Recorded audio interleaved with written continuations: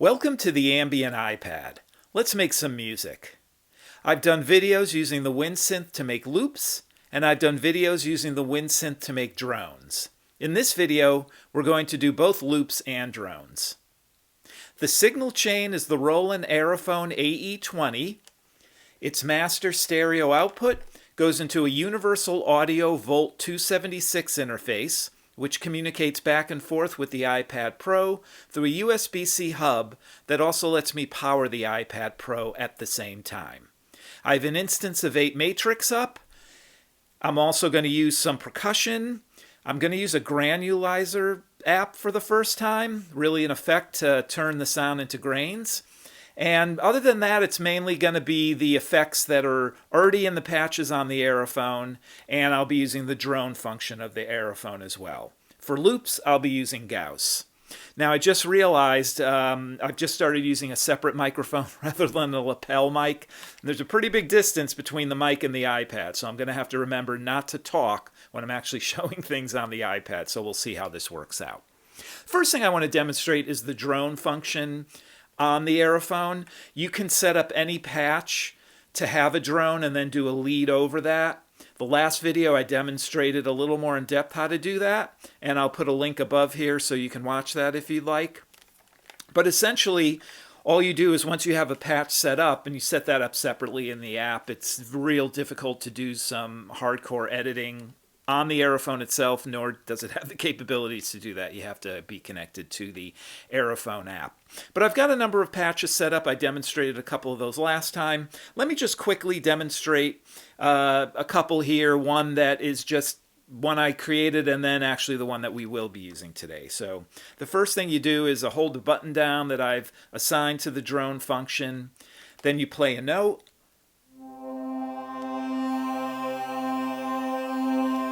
And then once you let go of the button, that drone keeps going, and then you can solo over it.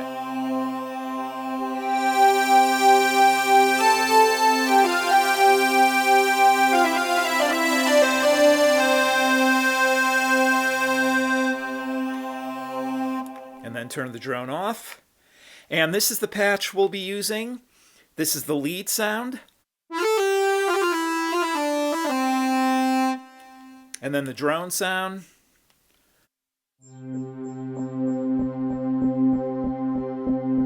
There's a couple of layers in there of things that kind of come in and out and evolve and move. So you can really get a complex, moving soundscape going. And then this is what the lead sounds over that.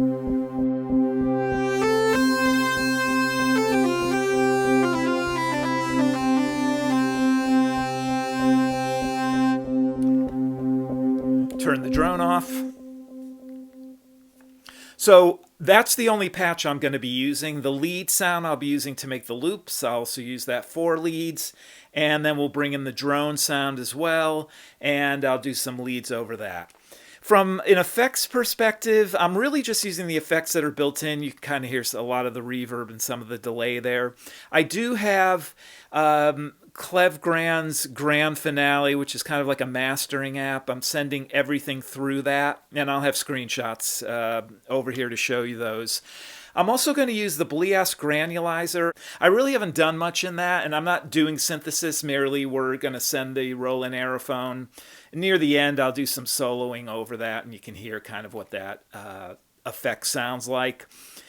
I was always kind of negative on granular effects and granular synthesis, but having used it, and particularly the way that the Aerophone creates sounds that are a little more on the higher end, and you'll hear when I do the loop, they kind of combine together and get really almost fizzy, but not in an annoying way. And to me, it's kind of pushing up against the border of what I would think of granular synthesis, which is really just taking slices of the sound and giving you the ability to manipulate those. So we'll get into that.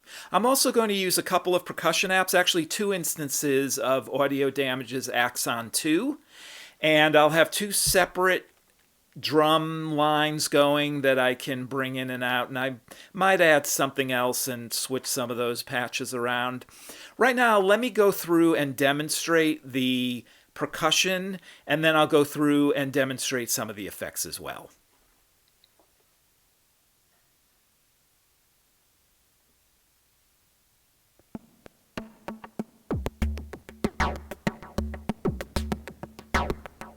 I'm sending those through AudioKit's Reverb. Really just I've mentioned this a million times before, but when you're just listening to drums, whatever effects you have applied to the drums will sound way more deeper and wet from a wet-dry mix perspective. But once you bring other sounds in, a lot of that, particularly the reverb, just dissipates and you don't hear it as much. So these are really more synthetic and patches for drums, and that's really what Axon does. And then I might switch one of these to more of a hi-hat. Let me show you what that sounds like.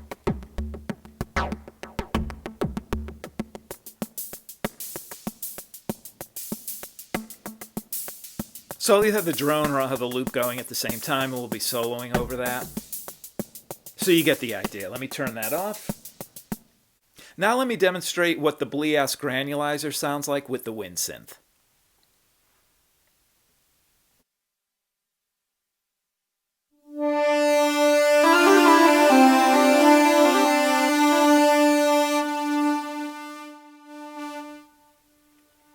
And I'm using a patch that just is really more of kind of like an interesting delay.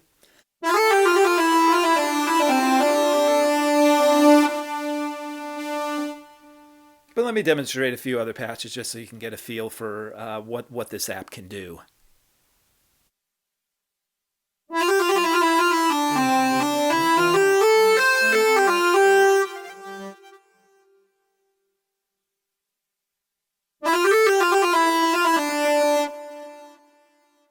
Not much with that one.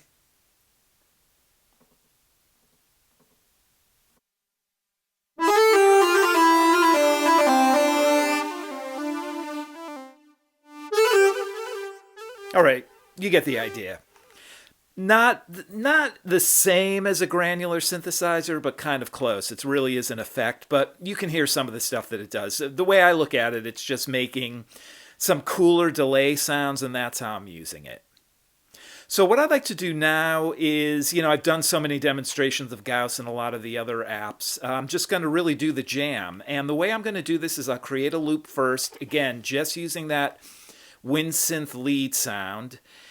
I'll bring in the percussion at some point. I'll bring in the drone at some point. I'll use the granulizer effect at some point as well. So I'm just going to kind of roll with this and see what happens. So here we go.